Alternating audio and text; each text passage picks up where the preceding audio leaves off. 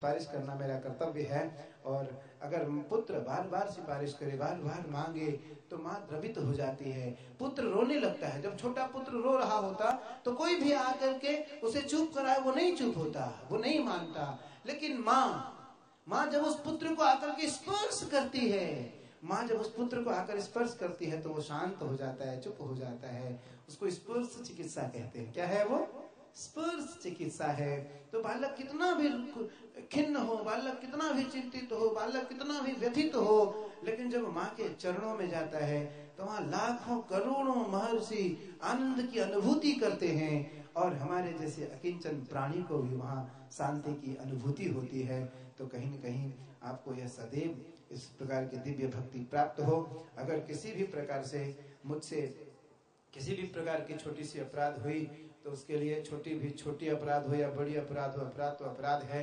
लेकिन अगर उधर नहीं जाता तो उधर मारा जाता, इधर नहीं आया तो इधर आ गया। दोनों पक्ष में, दोनों तरफ समस्या ही समस्या थी। तो कहीं न कहीं मुझे लगा अतिथि देवो भव, जिस अतिथि को मैंने बुलाया उसका कहीं न कहीं यथोचित यथा संभव यथा शक्ति उनकी सेवा की जाए। हर व्यक्ति की इच्छा तो पूरी नहीं की जा सकती, लेकिन फिर भी इच्छत मनः एव प्राप्यतेषु न फलम न ददाम्यहम् न कर्तव्य अभिसिंचति न भक्षितुं मया श्रेष्ठ तव दर्शन देवी लालसा। तो कहीं कहीं अपने जीवन की जो लालसा है उसमें जितनी हो सके जितना हमसे बन सके उतना करना चाहिए। तो बहुत ना कहते हुए आपको बोलना भी है। अच्छा, इतनी भूख लगी है, पिछले बार भी ऐसी भूख लगी थी मुझे, आज वो फिर पहली पिछले बार के दिन याद आ गई। तब कमर में मेरा दर्द नहीं हो रहा था, आज मेरे कमर में दर्द हो रहा है। खांसी जुकाम सर्दी हो गई है, बुखार भी आ गया है, ठंड लग गई है, कमजोर भी, बुढ़ापा आ गया ना भाई। तो कहीं न कहीं मैं तो इसलिए सतत प्रार्थना करता हूँ कि आप आशीर्वाद दें। वीर बनो, धीर बनो, स्थिर बनो, आध्यात्मिक वीर बनो, शारीरिक वीर बनो, मानसिक वीर बनूं। शारीरिक बल, आध्यात्मिक कितना भी मैं बलवान रहूं, लेकिन अगर मेरा शरीर कमजोर हो जाएगा तो पूजन नहीं हो सकता, पाठ नहीं हो सकता, हम पद्मासन से नहीं बैठ सकते, गंगा जल में नहीं बैठ सकते। मुझे वो दिन याद है, विनोद कुमार बाबू खड़े हो जाइए आप। मुझे वो दिन याद है जब मैं मानसरोवर गया, और मानसरोवर झील में मैं जब स्नान करने गया तो मुझे वो समय याद आई कि मुझे यहाँ आकर के संध्योपासन करना चाहिए, गायत्री जप करना चाहिए। मैं थोड़ा जिद्दी आदमी, संकल्प कर बैठा, मैं पद्मासन लगा करके बैठ गया। मुझे पता नहीं चला कि हमारे विनोद बेटा, हमारे शिष्य बहुत प्रिय हैं, बहुत वर्षों से हमारे शिष्य हैं, ये भी पीछे बैठ गए। गुरुजी बैठे तो मैं भी बैठ जाऊं। बैठ गए 45 मिनट। कितने मिनट? 45 मिनट मानसरोवर झील में हम लोग बैठे, जहाँ -डिग्री टेम्परेचर था। और जब 45 मिनट बाद उठे तो मुझे ऐसा लगा कि ठीक हूँ, कोई बात नहीं, थोड़ी सी ठंडी सी लगी। लेकिन 45 मिनट के बाद हम लोग जब मानसरोवर झील से उठे, बहुत सारे लोग ऐसे थे जिन्हें ऐसा लगा कि अब ये दोनों जीवित उठेंगे ही नहीं, अब ये है ही नहीं। क्योंकि शरीर तो था, शरीर था, प्राण नहीं। शरीर था, आत्मा की चेतनता नहीं, शून्य हो चुका था। तो व्यक्ति संकल्पित हो। हम जब यात्रा में जा रहे थे तो सब लोगों ने मना किया, यात्रा नहीं होगी। -डिग्री टेम्परेचर 6, 7, 8 हो गया। मैंने कहा यात्रा करूंगा। 17 साल बाद हमने सावन व्रत का परित्याग किया है, और सावन का व्रत करने का परिणाम मुझे मेरी यात्रा है, उसका फलस्वरूप यात्रा है।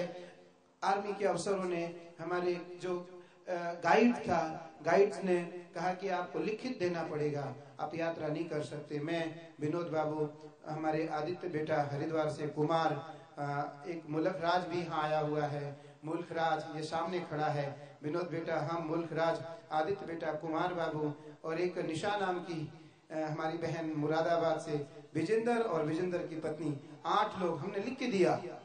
मैं लिख के दिया, अगर कुछ भी मुझे होता है तो उसकी जिम्मेदारी हमारी खुद की है, चाइना सरकार की नहीं, नेपाल सरकार की नहीं। और हम लोग गए, और जब हम यात्रा में शुरू किए, हमने यात्रा, देख काला सा कुत्ता आया, मेरे साथ हो लिया। वो 48 किलोमीटर वो कुत्ते ने यात्रा मेरे साथ की। मैंने उनको भैरव माना, मैंने कुत्ता कहा ही नहीं, आपको बता रहा हूँ। हमने उनको भैरव माना, वो मेरे साथ 43 किलोमीटर हमारे साथ यात्रा किया। तो व्यक्ति जब कर्तव्य पारायण हो जाता है, व्यक्ति जब निष्ठावान हो जाता है, व्यक्ति जब समर्पण हो जाता है, व्यक्ति समर्पण कर देता है, माँ मेरे तुम्हारे सिवा मेरा कोई नहीं है, तुम्हारे सिवा मेरा कोई नहीं है, तो कहीं न कहीं हमारे जीवन की जो भाग्य है वो उदय हो जाता है। तो मैं पल भर का समय लेना चाहूंगा, हम इसी बीच में आपको धन्यवाद करना चाहेंगे। फिर हमारे आदेश जी के द्वारा माँ की कुछ भेंटें होंगी, फिर जैसी माँ की इच्छा होगी।